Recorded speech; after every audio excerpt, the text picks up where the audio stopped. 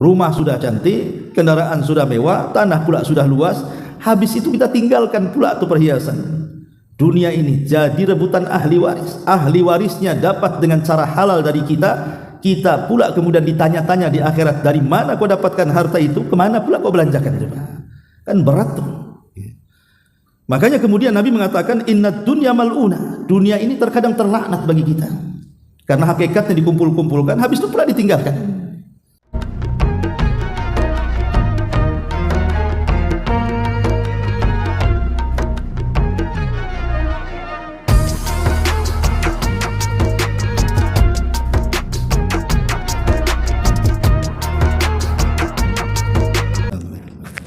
Bismillahirrahmanirrahim.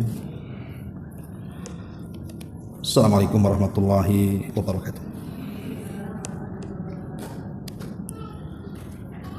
Alhamdulillah wassalatu wassalamu ala Rasulillah wa ala alihi wa sahbihi wa mawalah wa la hawla wa la quwata illa billahi wa ba'd. Alhamdulillah, di pagi ini kembali kita bisa duduk di Masjid Sukajadi dan kita melanjutkan kajian, masih membahas kitab 175 Jalan Menuju Surga Allah Subhanahu wa Ta'ala, dan kita masuk pada poin ke-16. Kita baca hadisnya baru kita terangkan. Nabi SAW bersabda di sini dari hadis yang dikeluarkan oleh Imam At-Tirmidzi dan dihasankan oleh beliau. Ala inna dunya mal'unatun, mal'unun ma fiha illa dzikrullahi wa ma walah wa alimun aw muta'allimun. Kata Nabi SAW, ketahuilah bahwa sesungguhnya dunia ini adalah terlaknat, dan segala apa yang ada di dalamnya pun terlaknat, kecuali orang-orang yang berzikir kepada Allah kemudian melakukan amal saleh yang mengiringinya, atau seseorang yang berilmu, atau orang yang berusaha untuk mempelajari ilmu.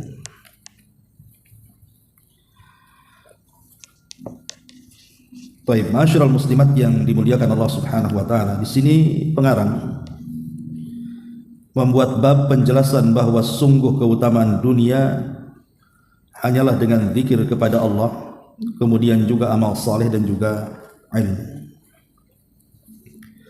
Kemudian mendasari babnya dengan hadis yang dikeluarkan Imam Tirmidzi dan dihasankan olehnya.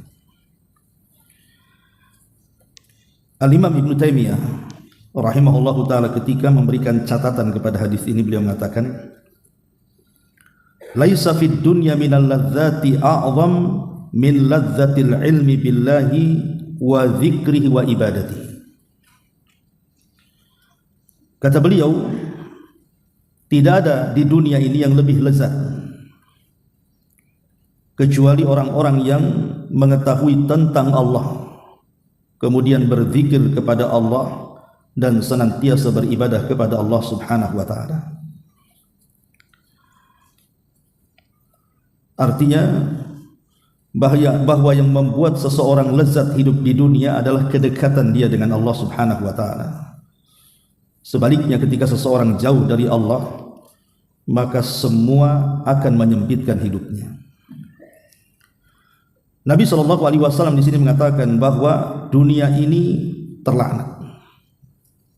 Tentu maksudnya tidak boleh kita melaknat dunia secara mutlak, tidak boleh. Tetapi maksudnya orang-orang yang hidup di dunia dan dia jauh dari Allah Subhanahu wa Ta'ala, itulah mereka orang-orang yang dilaknat. Jadi hidupnya mereka di dunia itu penuh dengan laknat. Sedikit kita cerita tentang masalah dunia. Ma'asyiral muslimat yang dimuliakan Allah Subhanahu wa Ta'ala, kita tahu bahwa di dalam Al-Quranul Karim ketika Allah Subhanahu wa Ta'ala bicara soal dunia, selalunya konteksnya celaan. Karena memang dunia ini bisa mengantarkan manusia baik menjadi jahat. Makanya ada istilah para ulama itu sirrut tughyan, rahasia bejatnya orang itu ketika hidupnya dikuasai dunia. Contoh yang nyata dalam Quran adalah kisah Qarun. Qarun ini dikenal dalam sejarah itu seorang yang pakar dalam bacaan Taurat. Jadi kalau dia membaca Taurat, kitab Taurat itu suaranya indah. Orang suka lah kalau Qarun membaca Taurat itu. Samalah mungkin kalau hari ini ibu mengundang para qari. Kalau membaca Quran itu kadang-kadang orang bisa nangis. Lah itulah Qarun. Kemana-mana diundang untuk membaca Taurat karena memiliki keindahan suara. Itu ketika miskin. Tapi setelah kemudian Qarun menjadi orang kaya, dan kekayaannya tidak ada yang bisa menandingi sejak zaman itu sampai hari ini, bahkan sampai kiamat. Kekayaan Qarun itu tidak ada yang bisa menandingi, saking kayanya. Sampai kunci gudangnya saja dibawa orang-orang kuat. Itu baru kuncinya, macam mana pintunya, macam mana gudangnya gitu. Tetapi ketika Qarun tidak bersyukur, dia tidak bersyukur akan nikmat yang Allah anugerahkan kepadanya. Ketika kemudian Nabi Musa alaihi salatu wasallam merintahkan seseorang untuk memungut zakat, datanglah orang ini kepada Qarun, utusan Musa. Tapi Qarun kemudian malah mengusirnya, dan dia mengatakan innama utituhu min ilmin indi. Pergi engkau, karena kekayaan ini bukan datang dari Allah. Kekayaan ini datang dari kecerdasanku. Ini jerih payahku. Jadi Qarun menasabkan harta tidak kepada Allah. Padahal di antara rukun syukur itu adalah menasabkan semua nikmat kepada Allah. Lihat Nabi Allah Sulaiman alaihi salatu wassalam. Sulaiman juga kaya raya sama dengan Qarun. Tetapi Sulaiman alaihi salam dia mengatakan, hadza min fadli rabbi. Ini semua adalah nikmat dan karunia dari Rabbku. Sulaiman tidak menasabkan kekuasaan dan hartanya kepada dirinya, tapi dia nasabkan semua datang dari Allah Azza wa Jalla. Tapi Qarun tidak. Dia merasa bahwa kekayaan itu datang dari kecerdasannya, jerih payahnya, banting tulangnya, dan sama sekali tidak ada keterlibatan Allah di dalamnya. Sehingga apa yang terjadi? Maka Allah Subhanahu wa taala gambarkan dalam Al-Qur'an, fa khasafna bihi wa bidarihil ardh. Maka kami tenggelamkan Qarun dan seluruh kekayaannya ke dasar bumi. Jadilah hari ini kalau nemu dompet saja dibilang harta Qarun, padahal dompet orang tuh. Setiap ngorek-ngorek apa gitu ya, kemudian ada perhiasan di dalamnya dibilang harta Qarun. Karena memang Qarun ini bukan dibicarakan dalam Islam saja. Orang-orang Yahudi juga membicarakan, orang-orang Nasrani juga membicarakan soal Qarun. Di Qarun ini luar biasa kejahatannya. Nah, ini sebuah gambaran di dalam Al-Quran bagaimana kemudian Allah Subhanahu wa taala banyak mencela dunia. Makanya di sini Rasul mengatakan, ala inna dunya mal'unah. Ketahuilah dunia ini terlaknat. Ma'asyiral muslimat yang dimuliakan Allah Subhanahu wa taala. Sebenarnya kalau kita bicara tentang hakikat dunia, hakikat dunia ini dijelaskan dalam Al-Quran tepat pada surah Al-Hadid ayat 20. Ibu kalau buka surah Al-Hadid ayat 20, itulah hakikat dunia. Kita baca ayatnya. Allah Subhanahu wa taala berfirman, i'lamu annamal hayatud dunya la'ibun wa lahwun wa zinatun wa tafakhurun bainakum wa takatsurun fil amwali wal aulad kamathali ghaisin a'jabal kuffara nabatu thumma yahiju fatarahu musfarran thumma yakunu khutama wa fil akhirati adzabun syadidun wa maghfiratun minallahi wa ridwan wa mal hayatud dunya illa mata'ul ghurur. Allah Subhanahu wa taala berfirman, ketahuilah bahwa kehidupan dunia itu hanyalah permainan. Ini yang pertama, dunia ini hanya permainan. Kemudian yang kedua, walahwun, kelengahan. Kemudian yang ketiga, wazinatun, perhiasan. Kemudian yang keempat, watafakhurum bainakum, saling bermegah-megahan di antara kalian. Kemudian yang kelima, wa takatsurun fil amwal, saling berlomba-lomba dalam memperbanyak harta. Kemudian yang keenam, wal aulad, dan saling memperbanyak soal keturunan. Itulah hakikat dunia, berarti ada 6. Pertama, dunia ini permainan. Yang kedua, dunia ini kelengahan. Yang ketiga, dunia ini perhiasan. Yang keempat, dunia ini hanya untuk berbangga-banggaan. Yang kelima, dunia ini hanya untuk memperbanyak harta kekayaan. Dan yang terakhir, dunia ini hanya untuk membangga-banggakan keturunan. Itulah hakikat dunia, kata ulama. Coba di dunia ini apa coba? Yang ibu lakukan ya paling di dunia ini senang-senang saja kan, jalan ke sana kemari, itulah kesenangan. Terkadang seseorang melampiaskan dalam kemaksiatan, minum khamr, berzina dan yang seterusnya, itulah kelengahan dia. Kemudian juga mengoleksi, ibu mengoleksi tas, mengoleksi pakaian, mengoleksi perhiasan dan yang semacamnya. Itu apa kalau bukan untuk kebanggaan? Ataupun mungkin ibu berlomba-lomba untuk membangun rumah bagus-bagus, membeli kendaraan yang cantik-cantik. Itu untuk apa kalau untuk bermegah-megahan saja? Kemudian juga memperbanyak harta karena tidak pernah cukup tuh. Dan juga berbangga dengan keturunan. Lah dunia ini berkisar ini saja sebenarnya. Makanya di ujung ayat Allah Subhanahu wa taala mengatakan, "Wa mal hayatud dunya illa mata'ul ghurur." Ingatlah, kehidupan dunia itu hanyalah kesenangan yang menipu kepada siapapun. Ma'asyiral muslimat yang dimuliakan Allah Subhanahu wa taala, hakikat dunia, ulama mengatakan at-tajmi' wa tafriq. Apa at-tajmi'? Tajmi' itu artinya ibu kumpulkan banyak-banyak.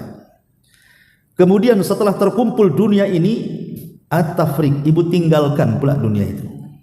Itulah dunia. Sekarang umpamanya ibu punya rumah bagus, punya kendaraan, beli tanah, ngumpulin perhiasan, kemudian uang pun tersimpan banyak di ATM. Satu hari akan datang kepada ibu itu, boleh jadi dunia yang meninggalkan ibu atau ibu yang meninggalkan dunia. Itu sebuah kepastian itu. Dunia itu cuma dua, boleh jadi dunia yang meninggalkan kita atau kita yang meninggalkan dunia. Kita lihat bencana-bencana alam di negeri kita ini. Saya pernah waktu gempa di Lombok itu, kebetulan ada amanah untuk memberikan ke sana. Subhanallah, itu satu kabupaten rata dengan tanah. Rumah-rumah yang bertingkat, tidak ada yang bisa dihuni. Bahkan yang masih tegak saja orang masuk kemudian tidur di dalam itu tidak berani. Mereka harus tidur di tenda-tenda. Kemudian sebelumnya kita lihat tsunami Aceh, kemudian gempa di Jogja, kemudian banjir di mana-mana gitu kan. Lihat rumah-rumah yang megah itu tidak bisa dihuni lagi. Itu artinya dunia yang meninggalkan kita tuh. Atau tiba-tiba kemudian mobilnya hilang, dicuri, berangkasnya dibobol dan begitu seterusnya. Atau orang-orang yang kita cintai lebih dulu meninggalkan kita. Itulah dunia meninggalkan kita. Atau mungkin yang kedua, kita pula yang meninggalkan dunia. Rumah sudah cantik, kendaraan sudah mewah, tanah pula sudah luas, habis itu kita tinggalkan pula tuh perhiasan. Dunia ini jadi rebutan ahli waris. Ahli warisnya dapat dengan cara halal dari kita. Kita pula kemudian ditanya-tanya di akhirat, dari mana kau dapatkan harta itu, kemana pula kau belanjakan? Kan berat tuh. Makanya kemudian Nabi mengatakan, inna dunya mal'una. Dunia ini terkadang terlaknat bagi kita. Karena hakikatnya dikumpul-kumpulkan, habis itu pula ditinggalkan. Yang celakanya lagi terkadang orang ini belum meninggalkan dunia. Artinya dia masih hidup di rumah megahnya, masih memandang kendaraan mewahnya, tapi dia tidak bisa apa-apa.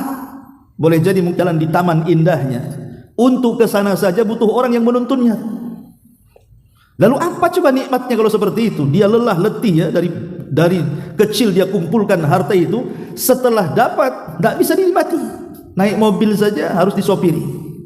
Lah ini belum mati padahal. Cemana pula sudah mati? Lah dari sini maka Nabi ingatkan sekali lagi, ala inna dunya mal'una. Ingat dunia ini terlaknat. Satu hari Umar bin Khattab radhiyallahu anhu masuk ke ruangan Nabi Shallallahu Alaihi Wasallam. Kebetulan ketika itu Rasul ada masalah dengan istri-istrinya. Ya, Rasul pun terkadang punya masalah juga dengan istri-istrinya. Tapi sekali lagi, masalah yang dihadapi Rasul dalam keluarga itu menjadi sebuah syariat. Sebab kalau Rasul tidak pernah bermasalah, kemudian kita punya masalah, susah pula cara menyelesaikan masalah. Tapi ketika Rasul ada masalah, kemudian Rasul menyelesaikan masalah, oh kita bisa mencontoh cara penyelesaiannya dari Nabi Shallallahu Alaihi Wasallam. Apa masalah Nabi? Jadi sebagian istri Nabi Shallallahu Alaihi Wasallam itu protes sama Nabi, minta supaya tambahan belanjanya ditambah. Rupanya tabiat wanita itu sama saja sejak zaman Nabi sampai hari ini, pasti minta tambahan belanja kan. Kalau bisa kan tambah. Istri Nabi juga sama, Bu. Ya, juga pengen hidup agak senang. Ya, mereka manusia juga, kita tidak bisa pengen juga hidupnya enak kan itu. Tetapi Nabi Shallallahu Alaihi Wasallam kan sudah berusaha keras menghidupi keluarganya, dan itulah kemampuan Nabi Shallallahu Alaihi Wasallam. Sehingga Rasul marah. Akhirnya Nabi Shallallahu Alaihi Wasallam pun kemudian tidak menggauli istrinya hampir 1 bulan. Dia pindah ruangan, tidak mau hidup bersama istrinya. Sehingga kemudian tersebar isu bahwa Nabi Shallallahu Alaihi Wasallam menceraikan istri-istrinya. Disinilah kemudian marahlah para mertua. Abu Bakar marah sama Aisyah, disangka Aisyah biang keroknya.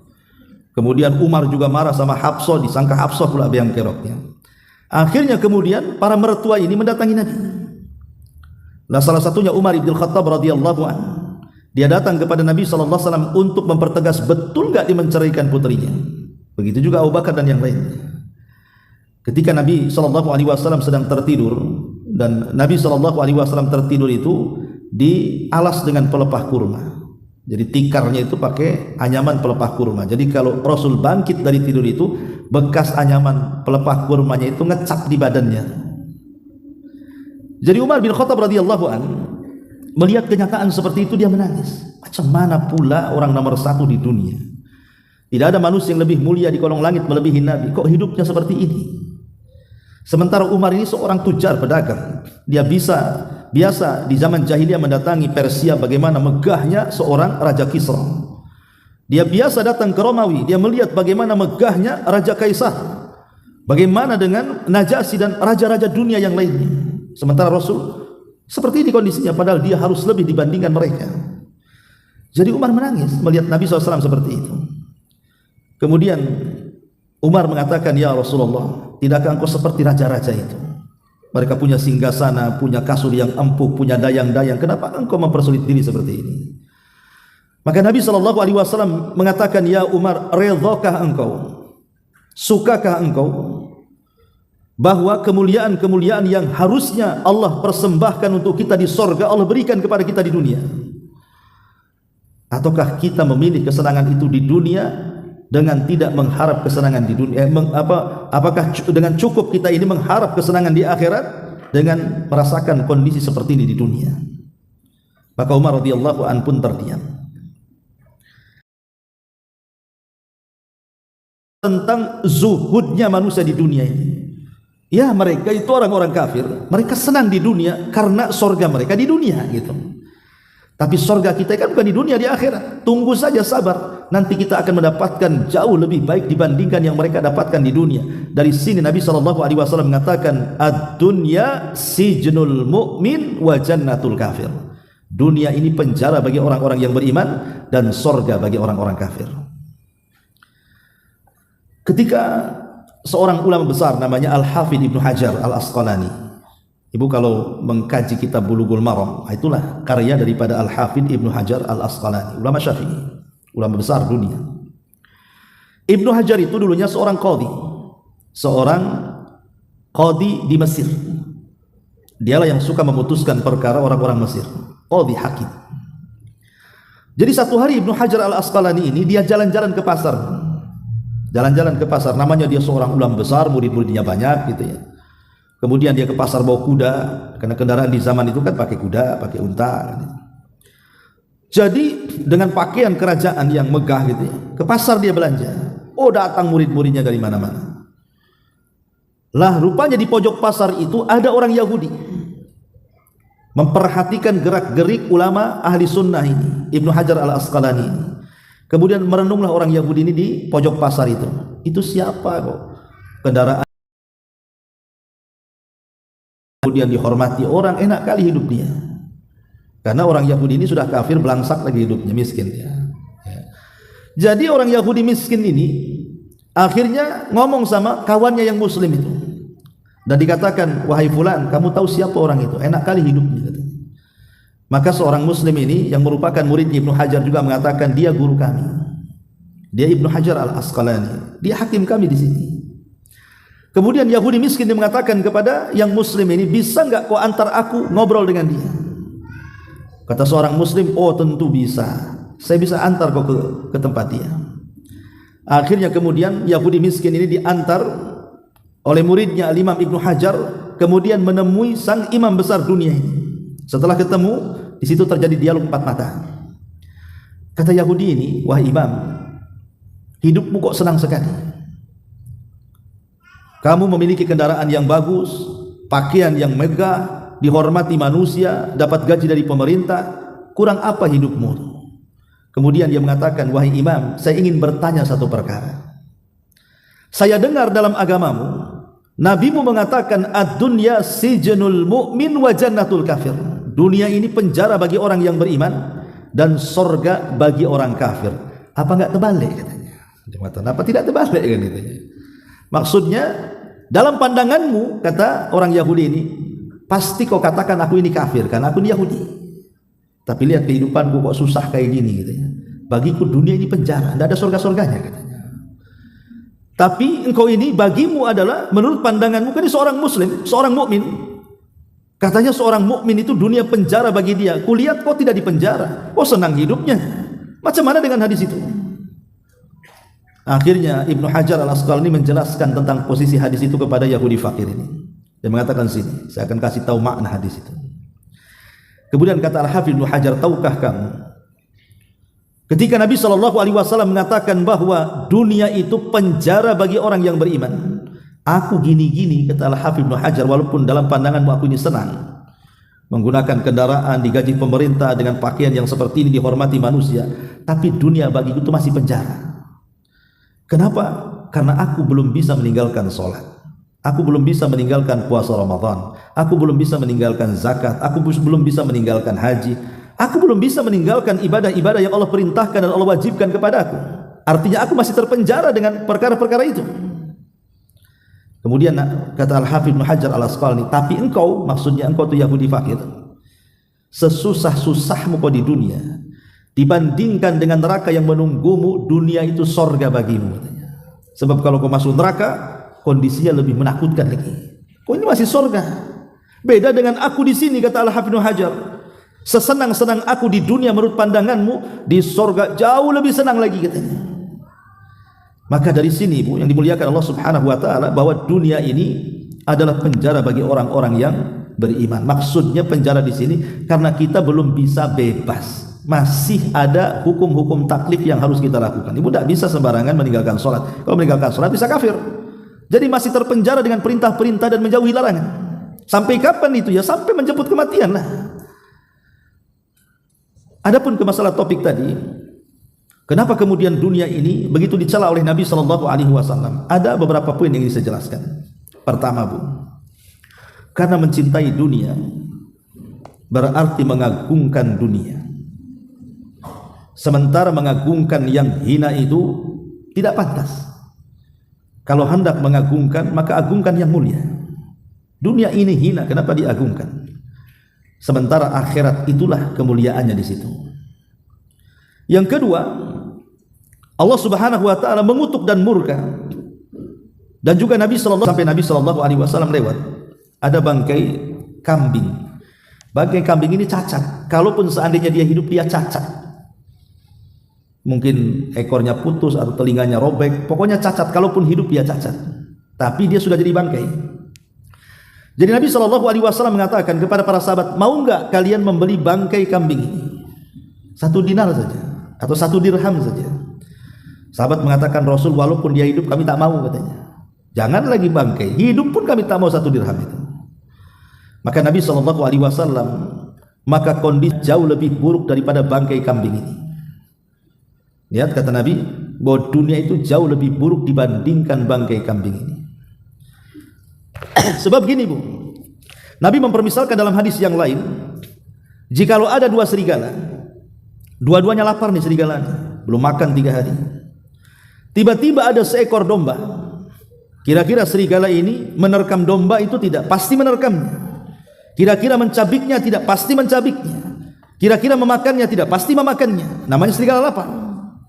Maka Nabi SAW sesadis-sadisnya dua serigala, ketika kemudian mencabik-cabik buruannya, itu tidak lebih sadis dibandingkan orang yang mengejar dunia. Lihat permisalan Nabi. Jadi buruannya, dicabik betul tuh buruannya. Tapi Rasul mengatakan sesadis-sadisnya dua serigala lapar yang mencabik buruannya tidak lebih sadis dibandingkan manusia yang mengejar dunia. Karena akibat mengejar dunia, terkadang antar keluarga saja bisa musuhan, Bu. Antar saudara loh tidak bisa tegur sapa gara-gara dunia kan. Contoh masalah waris saja yang mudah. Tapi banyak gara-gara waris akhirnya tidak kenal saudara. Bahkan ada seorang anak yang tega membunuh orang tuanya karena ingin mempercepat dapat warisan. Banyak tuh kejadian seperti itu. Diracunnya orang tuanya supaya cepat mati dapat warisannya. Antara teman coba yang tadinya akrab bisa musuhan. Itu gara-gara dunia semuanya. Jadi dunia ini merusak segalanya. Terkadang tak jarang Bu, orang itu nyewa orang jahat supaya orang jahat ini menyakiti orang lain hanya karena dunia. Sikat sikut sana sini dan begitu seterusnya. Sampai saya itu punya kawan bekerja di instansi pemerintah. Dia cerita, kami itu di dalam itu wah luar biasa persaingan itu, sikut sana sikut sini katanya. Kalau kita tidak ikut alur mereka, kita terbuang dari situ katanya. Lah seperti itu kondisinya kan. Makanya wajar kalau Rasul mengatakan sesadis-sadisnya serigala itu masih sadis manusia lagi. Hanya dunia ini yang kedua. Yang ketiga, mencintai dunia ini berarti menjadikan dunia sebagai tujuan hidupnya. Tujuan hidup manusia ini bukan di dunia. Karena setiap hari kan kita bisa melihat ada orang yang meninggal dunia. Hari-hari kita melihat ada orang meninggal dunia. Entah dibunuh, entah kemudian disakiti, entah memang mati wajar dan begitu. Tapi hari-hari loh kita melihat ada orang mati. Bahkan terkadang kita yang mandikan, kita yang mengkafankan, kita yang menguburkan. Artinya dari sini bahwa dunia ini kan bukan tujuan, buktinya ada orang mati. Bahkan kita saja sudah akan merasakan kematian yang usianya mungkin di atas 50-60 itu sudah terasa tuh kematian itu menjemput kita. Karena apa? Dengan mulainya lemahnya badan kita, tenaga sudah tidak kuat, melangkah saja sudah ngos-ngosan dan begitu seterusnya. Sebenarnya logika-logika itu bisa kita gunakan bahwa dunia ini bukan sebagai tujuan hidup. Makanya Rasulullah SAW sampai mengatakan kepada Ibnu Umar radhiyallahu anhuma, wahai Ibnu Umar, jadikan dunia ini tempat safar dirimu, hanya singgah sesaat kemudian kau berangkat lagi. Kemudian yang ketiga, kata para ulama bahwa dunia ini kalau terlampau dikejar maka akan meninggalkan keikhlasan kita kepada Allah. Dalam sebuah hadis Nabi SAW mengatakan bahwa orang yang pertama disentuh api neraka itu siapa?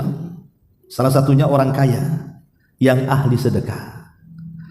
Bayangkan, harusnya orang kaya yang ahli sedekah kan masuk surga. Tapi tidak pula orang ini justru yang pertama dipuji orang, ingin disanjung orang, akhirnya jangan itu, nggak bayar tuh, nggak usah ngutangi lagi sama dia. Boleh menggibah seperti itu, ya, tapi hanya sebatas cashnya saja, bukan harus bayar. Kita boleh menggibahnya dalam bab tidak bayarnya. Jangan, ya, bukan yang sama, jangan lebih, nggak boleh lebih. Ada orang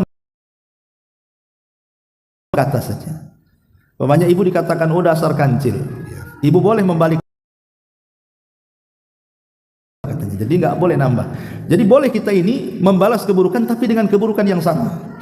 Lah orang yang menggibah orang yang tidak membayar hutang pun dalam bab itu saja, jangan kemana-mana. Itulah indahnya Islam. Jadi masalah dunia ini akan mencerai-beraikan ukhuwah al-imaniyah. Kemudian terkadang juga tashabbatat qalbul abdi. Gara-gara dunia ini orang tidak bisa tenang hidupnya. Ada sebuah hadis yang bagus sekali. Hadis ini memang dilemahkan para ulama tapi maknanya benar. Kata Nabi SAW, man ushriba qalbuhu hubbud dunya, atau man ashraba qalbahu hubbad dunya, iltata minha bi thalathin, kata Rasul. Barang siapa hatinya dipenuhi dengan cinta, 3 perkara. Yang pertama, syaqa'in la yanfad anahu, wa hirsin lam yablugh ghinahu, wa amalin lam yablugh muntahahu. Kata Nabi SAW, kalau orang sudah dicintakan dengan dunia, pertama dia akan mendapatkan penderitaan yang tidak akan pernah berakhir. Yang kedua, keinginan yang tidak akan pernah tercukupi. Yang ketiga, cita-cita yang tidak akan pernah ada ujungnya. Ini 3 perkara. Orang kalau terlampau cinta dunia ingin mengejarnya, pasti yang ada penderitaan. Pasti semua keinginannya tidak mungkin terpenuhi dan cita-citanya tidak mungkin tergapai. Kenapa? Karena dunia ini kan tidak pernah puas mencarinya, Bu. Siapa yang bilang puas itu? Saya itu punya kawan, dia tukang bangunan. Kebetulan dia bekerja juga bangun di pesantren itu. Dicerita dia, dulu Ustaz, saya waktu masih awal-awal ke Batam. Jadi ya saya kerja bangunan seperti ini. Saya bercita-cita kalau saya sudah punya rumah, nggak ngontrak, punya mobil minimalnya mobil pick up gitu ya. Itu sudah cukup katanya. Sekarang keinginannya sudah dipenuhi Allah tuh. Dia cerita sama saya itu. Alhamdulillah Ustaz, saya sudah bisa beli rumah, nggak lagi ngutang katanya. Saya pun sudah bisa beli pick up katanya. Ya. Tapi kayaknya saya masih kurang. Kalau bisa beli tanah lagi sebelah sana kan begitu, Bu. Ya. Orang itu tidak mungkin puas karena Allah yang mengatakan jama'a malahu wa addada yahsabu anna malahu akhlada. Orang itu kalau sudah ngumpulkan harta itu pasti akan dihitung tuh hartanya. Kalau sudah dihitung hartanya pasti minta tambah. Contoh, ibu sudah punya kos-kosan 10 pintu. Sebelahnya ada tanah kosong. Pasti ditanya tuh tanah kosong itu. Ini tanah kosong siapa, mau dijual enggak? Mesti itu. Ya. Nanti ini sudah kebeli, Bu. Dibangun lagi tuh, mungkin sampai 10 pintu lagi. Mungkin tidak jauh dari situ ada lagi tanah kosong tuh. Pasti ditanya lagi tuh, tanah kosong siapa? Akan seperti itu. Karena Rasul yang mengatakan orang itu baru puas kalau sudah ditimbun tanah. Kalau belum ditimbun tanah, nggak akan puas itu. Yang menjadikan berhenti manusia dari dunia itu tanah yang menimbunnya. Baru selesai angan-angannya. Jangan dari dunia, Bu. Orang yang nampaknya mencari akhirat, kalau tujuannya dunia itu tersiksa, Bu. Contoh nih, ibu nyumbang ke pesantren saya umpamanya, anggap saja 20 juta nih Ustaz untuk pembangunan pesantren. Jadi saya tidak doakan ibu, cuman syukron jazakumullah khairan umpamanya. Itu kepikiran tuh sama ibu tuh, kok Ustaz cuman syukron jazakumullah khairan katanya. Kok tak ada doa panjang-panjang kayak nama saya disebut di grup kayak kan gitu. Tak nampak di situ. Oh, tahu kayak gini 1 juta saja besok saya sumbang. Kan itu tersakiti, Bu. Karena tidak ikhlas kan? Karena tidak ikhlas itu padahal jelas-jelas itu urusan akhirat, tapi karena tujuannya dunia, sakit hati dia. Macam mana kalau hanya lah dari sini, makanya wajar kalau Nabi SAW mengatakan syaqa'in la yanfad anahu, kata Rasul. Penderitaan yang tidak akan pernah berakhir selamanya. Menderita dia. Ya. Kemudian wa hirsin lam yablugh ghinahu, dan juga keinginan yang tidak akan pernah terpenuhi. Ibu kalau seandainya ibu berbuat baik, kemudian semua orang ingin memuji ibu, bisa? Tidak bisa. Karena keredoan manusia itu, kita mencari redho manusia itu sesuatu yang mustahil didapat. Ibu ini di sini umpamanya untuk mendapatkan pujian 1 jemaah pengajian, lah ibu melakukan kebaikan umpamanya, belum tentu semua orang suka, Bu. Orang yang berbuat baik saja tidak semua orang suka. Kalau tujuan berbuat baik itu supaya dapat pujian orang. Karena yang namanya ridho nas ghayatun la tuhsa, kata ulama, ridho manusia itu cita-cita yang mustahil kita dapat. Orang berbuat baik saja ikhlas karena Allah, tidak semua orang suka, apalagi orang buat jahat. Lah itulah dunia. Nah dunia ini terkadang kata Nabi SAW, wa hirsin la yablugh ghinahu, keinginan yang tidak akan mungkin terpenuhi secara maksimal. Ada saja kekurangannya dunia itu. Ibu saja bangun rumah nih, udah digambar cantik-cantik kan gitu. Di tengah jalan nggak jadi Pak tukang, ini bongkar nih, ini ganti nih, sebelah sini ruangannya. Itu padahal sudah awalnya sudah digambar cantik-cantik, itu sudah menghayal rumahnya kayak gitu, sudah dibangun, ada aja gerobah tuh. Karena memang dunia ini tidak pernah memuaskan hati. Kemudian kata Rasul, wa amalin la yablugh muntaha. Kemudian juga kata Nabi, cita-cita yang tidak mungkin tergapai, dan banyak lagi lah kalau cerita dunia. Taib. Kita balik kepada hadis yang kita bahas. Di sini Nabi SAW mengatakan, ala inna dunya mal'unatun mal'unun ma fiha illa dzikrullahi wa ma'walahu wa alimun au muta'allimun. Ketahuilah bahwa sesungguhnya dunia ini adalah terlaknat, dan segala apa yang di dalamnya pun terlaknat, kecuali zikir kepada Allah Subhanahu wa taala. Kecuali zikir kepada Allah Subhanahu wa taala, kemudian amal saleh yang mengiringi zikir tersebut, dan juga seseorang yang berilmu atau mempelajari ilmu. Masyarul muslimat yang dimuliakan Allah Subhanahu wa taala. Bicara tentang zikir. Zikir itu kan ada 3 bentuk, Bu. Dan semua zikir itu pasti menenangkan hati. Tidak ada zikir yang tidak menenangkan hati. Disebutkan dalam kitab para ulama ketika menjelaskan tentang keutamaan dan bentuk-bentuk majelis zikir. Pertama, majelis zikir adalah taman dari taman-taman sorga. Seperti ibu hari ini duduk di sini, itu hakikatnya ibu sedang duduk di taman sorga. Cuman tak nampak aja tamannya kan. Maksudnya seperti duduk di taman sorga.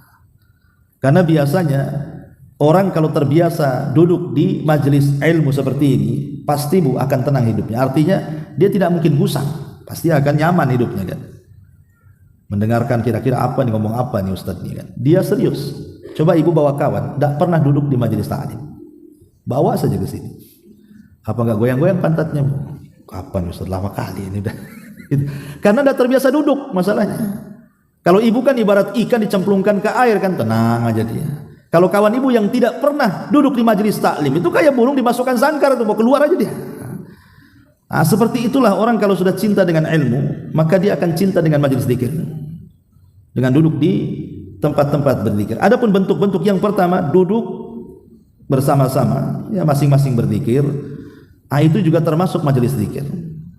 Jadi sama-sama dengerin kajian, atau ibu mungkin berzikir sendiri, membaca tasbih, takbir, tahmid dan begitu seterusnya. Itu disebut majelis zikir. Kemudian juga yang kedua, jika ibu kemudian membaca Al-Quran, duduk, ya, maka itu pun termasuk ibu itu bermajelis di majelis zikir namanya. Atau yang ketiga, mempelajari halal dan haram, seperti ini yang saya katakan di awal tadi. Ya, mempelajari halal haram, ini boleh, ini tidak, ini perintah, ini larangan dan begitu seterusnya. Itu semua adalah bicara soal majelis zikir. Atau mungkin yang tidak bentuknya majelis, ibu pulang dari sini zikir sendirian, ketika di jalan, ketika di pasar, ketika di rumah dan begitu seterusnya.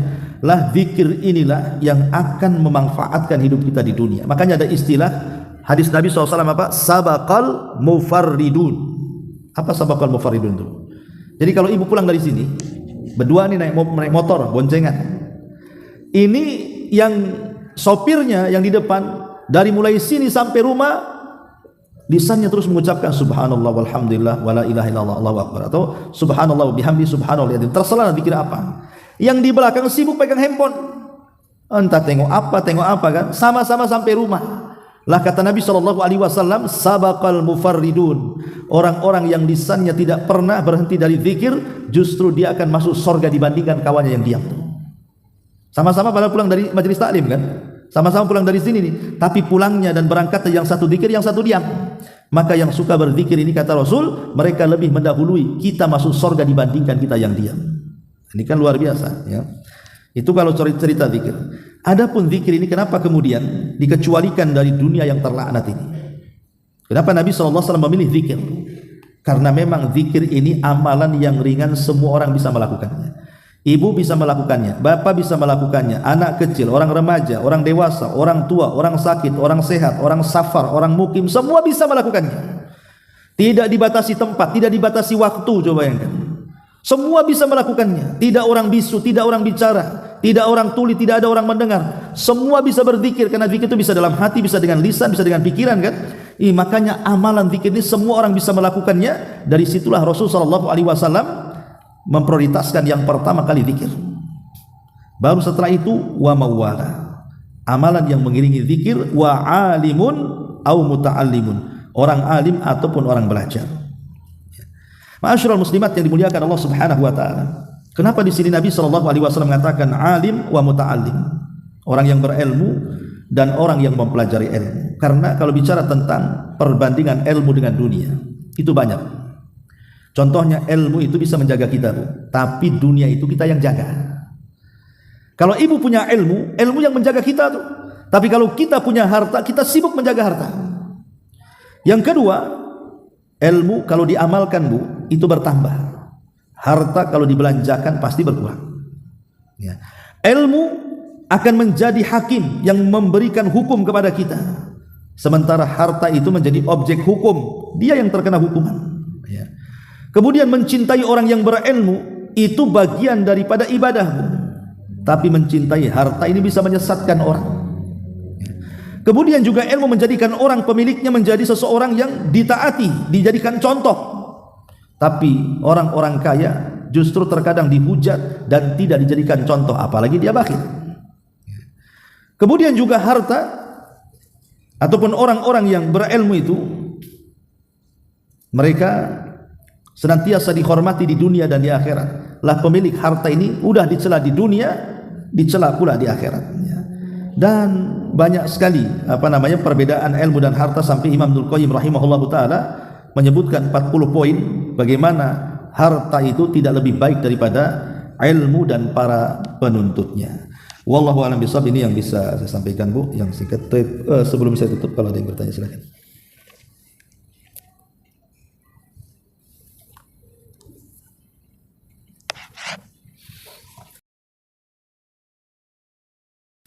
Silakan kalau ada yang bertanya.